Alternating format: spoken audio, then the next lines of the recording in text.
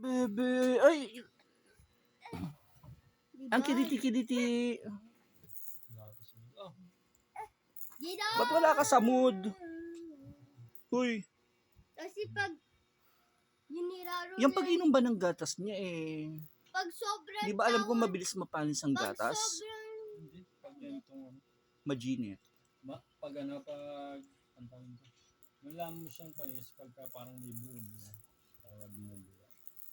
Hindi ko ng ama, ikaw na nakakaalam. Yun, busog. Busog yung baby busog na ang baby kid. Ay, Lumaki-laki ka lang ng konti, Gideon, uuwi tayong Malagasang. Na-practice ko siya maglakad. Ha? Doon ka muna sa akin sa Malagasang. No. Yung ano niya, Gino! laki no?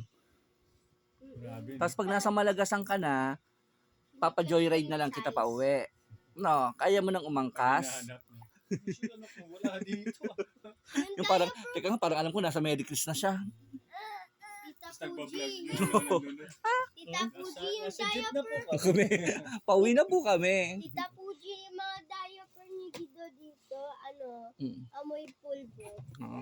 Kaya walang amoy dito. Taga lang, mas maganda galing sa'yo, Ramon. Kwento mo naman sa mga bata na minsan kahit papano nabilang ko sila ng diaper. Hindi ako naglalagay ng diaper kaya ayoko sabihin. Ha? Ay,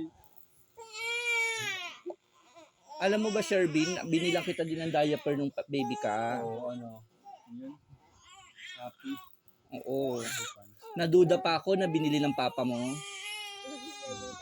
Oo, duda ako na binili ba niya.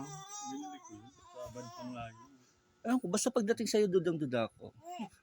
Parang laging gugulangan. No? Oo, yung, alam mo yung, Parang kasi yung mindset. No? nasa mindset ko talaga na parang, hindi duda pa ako pwedeng, ako na lang bibili. Yun. Ay, tumahimik na siya. Tumahimik siya bigla. Guido! Bakit ang angas ng tingin mo sa akin? Ha? Para papurma-purma. Huwag mo sabihin porkit ikaw magiging bodyguard ko,